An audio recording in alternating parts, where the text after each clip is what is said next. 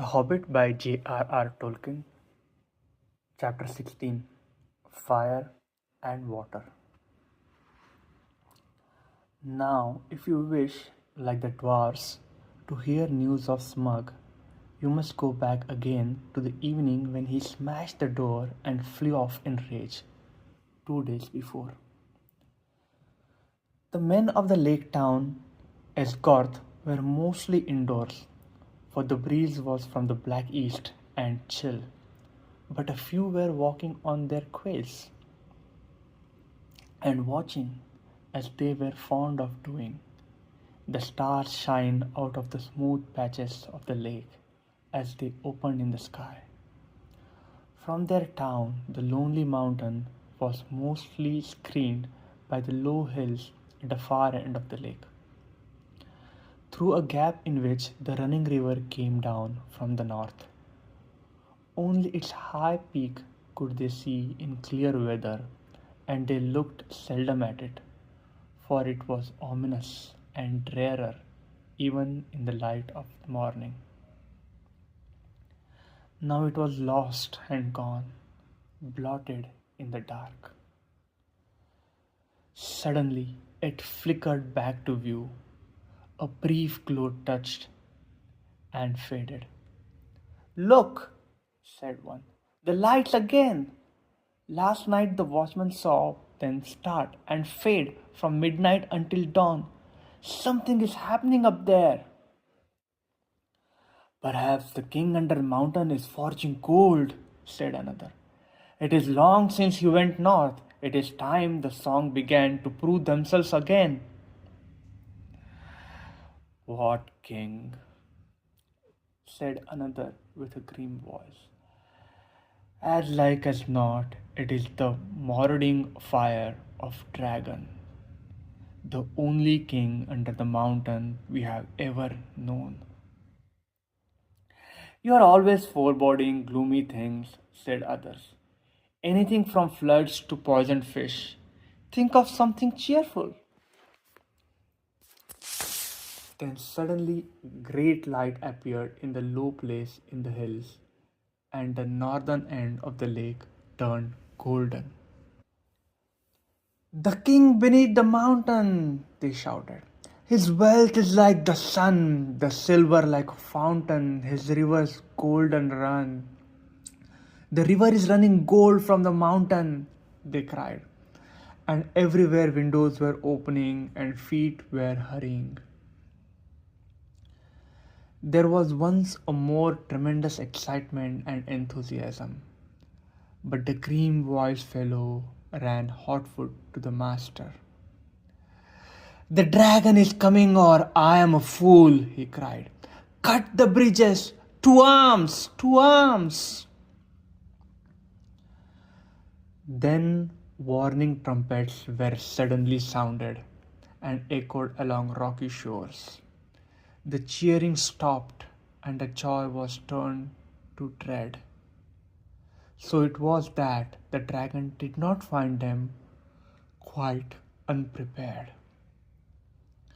Before long, so great was his speed, they could see him as a spark of fire rushing towards them and growing ever huger and more bright, and not the most foolish doubted that the prophecies had gone rather wrong. Still, they had a little time. Every vessel in the town was filled with water, every warrior was armed, every arrow and dart was ready, and the bridge to the land was thrown down and destroyed. Before the roar of Smug's terrible approach grew loud, and the lake trickled red as fire beneath the awful beating of his wings. Amid shrieks and wailing and the shouts of men, he came over them, swept towards the bridges, and was foiled. The bridge was gone, and his enemies were on inlet, and his enemies were on island in the deep water, too deep and dark and cool for his liking. If he plunged into it, a vapor and steam would arise enough to cover all the land with a mist for days. But the lake was mightier than he. It would quench him before he could pass through. Roaring, he swept back over the town. A hail of dark arrows leaped up and snapped and rattled on his scales and jewels, and their shafts fell back, kindled by his breath, burning and hissing into the lake. No fireworks you ever imagined equaled the sights that night.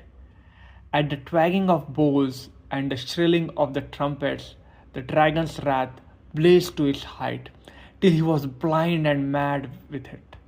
No one had dared to give battle to him for many an age, nor would they have dared now if it had not been for the grim voiced man. Bard was his name, who ran to and fro, cheering on the archers and urging the master to order them to fight to the last arrow. Fire leaped from the dragon's jaws. He circled from while high in the air above them, lighting all the lake. The trees by the shore shone like copper and like blood, with leaping shadows of dense black at their feet. Then down he swooped, straight through the arrow storm, reckless in his rage, taking no heed to turn his scaly sides towards his foes, seeking only to set their town ablaze.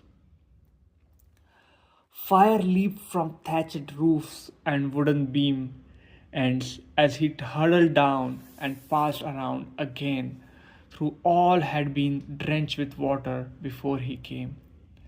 Once more water was flung by 100 hands wherever a spark appeared. Back swirled the dragon. A sweep of his tail and the roof of the great house crumbled and smashed down. Flames unquenchable sprang high into the night. Another swoop and another house, and then another sprang afire and fell. And still no arrow hindered Smug or hurt him more than a fly from the marshes. Already men were jumping into water on every side. Women and children were being huddled into laden boats in the market pool. Weapons were flung down.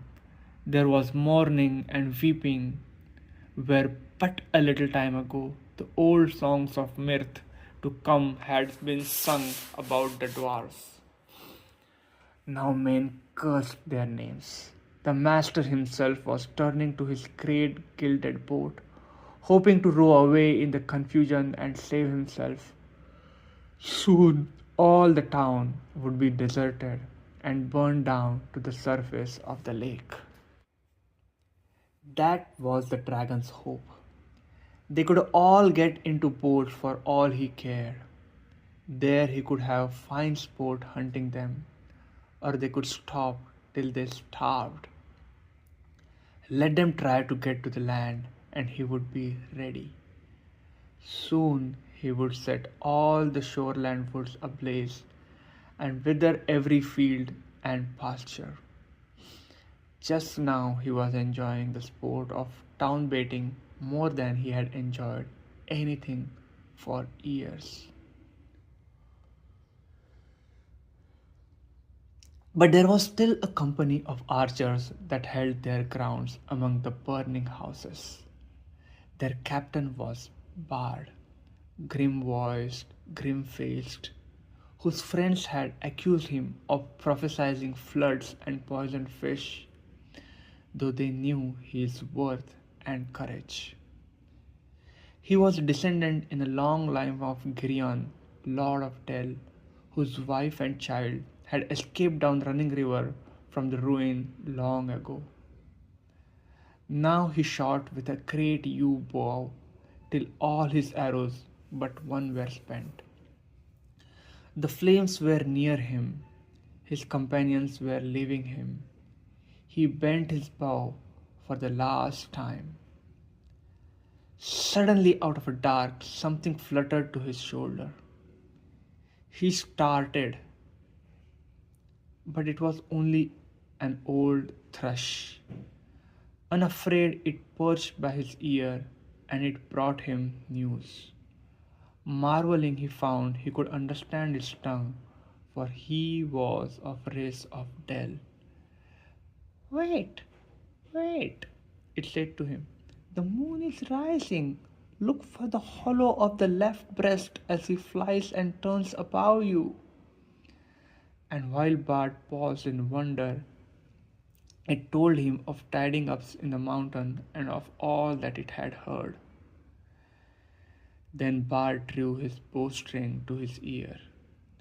The dragon was circling back, flying low, and as he came, the moon rose above the eastern shore and silvered his great wings.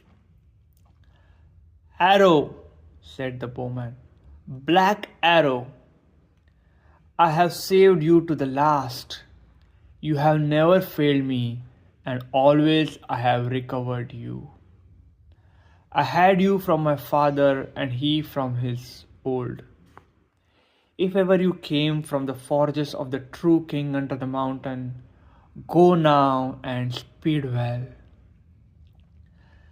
The dragon swooped once more, lower than ever, and as he turned and dived down his belly, dived down, his belly glittered white with the sparkling fires of gems in the moon.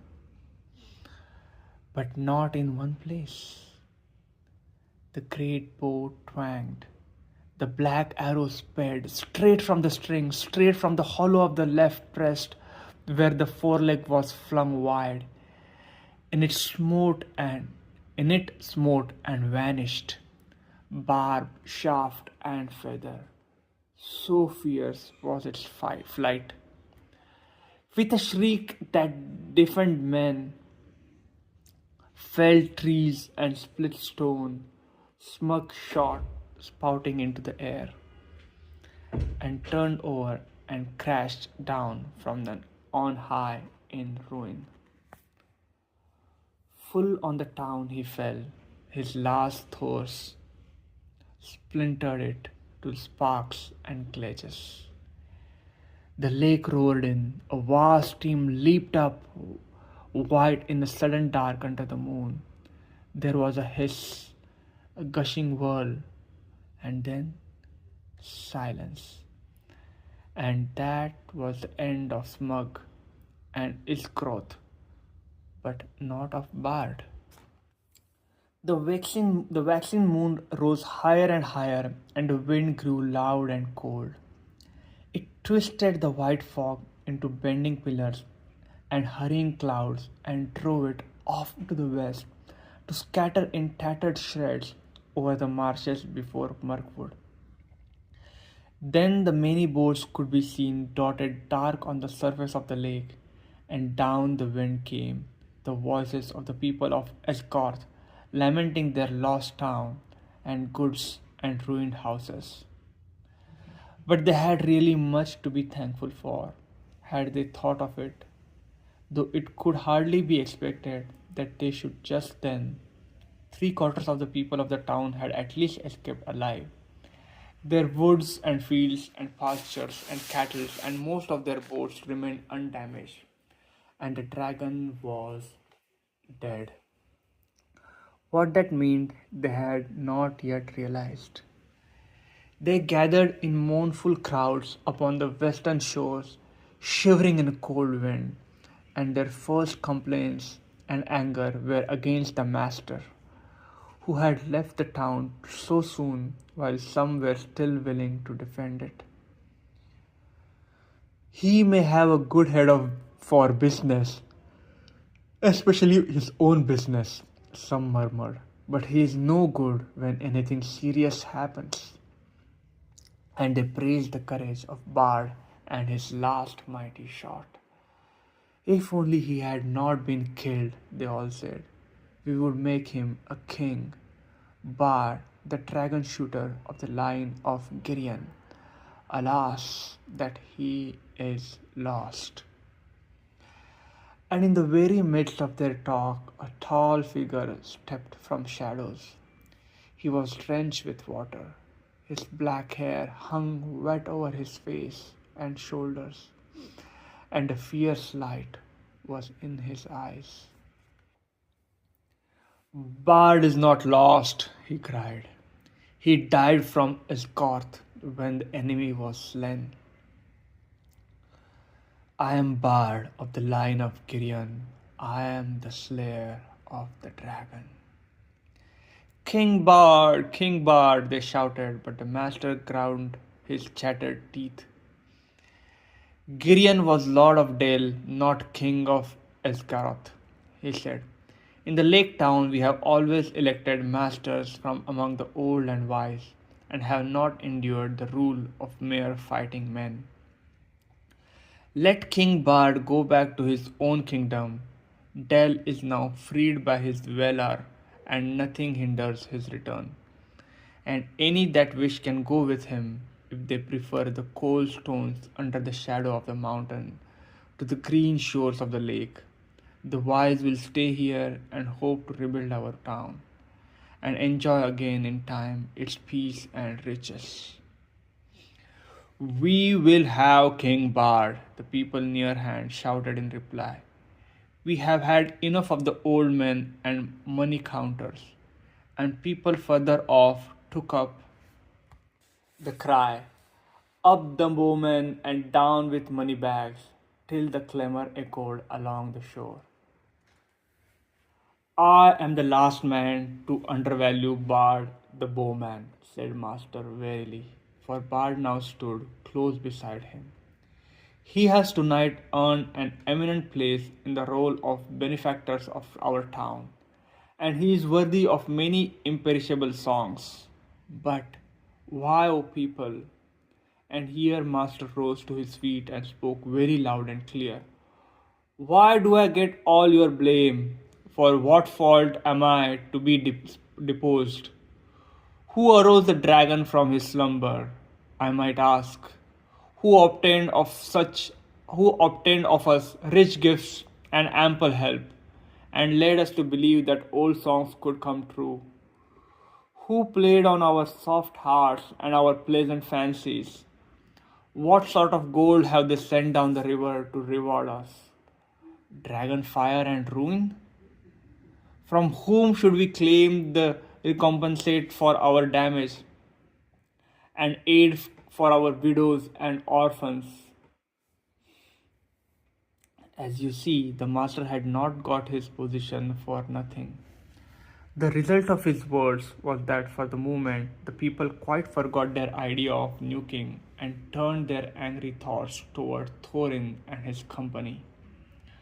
Wild and bitter words were shouted from many sides, and some of those who had before sung the old songs loudest were now heard as loudly crying that the dwarfs had stirred the dragon up against them deliberately.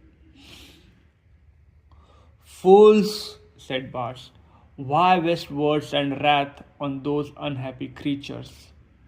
Doubtless they perished first in fire before Smug came to us.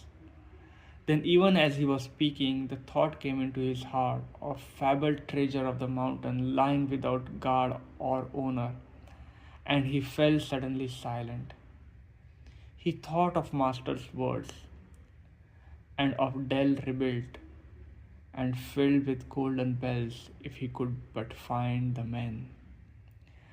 At length he spoke again. There is no time for angry words, Master, or for considering weighty plans of change. There is work to do. I serve you still, though after a while I may think again of your words and go north with any that will follow me. Then he strode off to help in the ordering of the camps and in the care of the sick and the wounded. The master scowled at his back as he went, and remained sitting on the ground. He thought much but said little, unless it was to call loudly for men to bring him fire and wood. Now everywhere Bard went, he found talk running like fire among the people concerning the vast treasure that was now unguarded.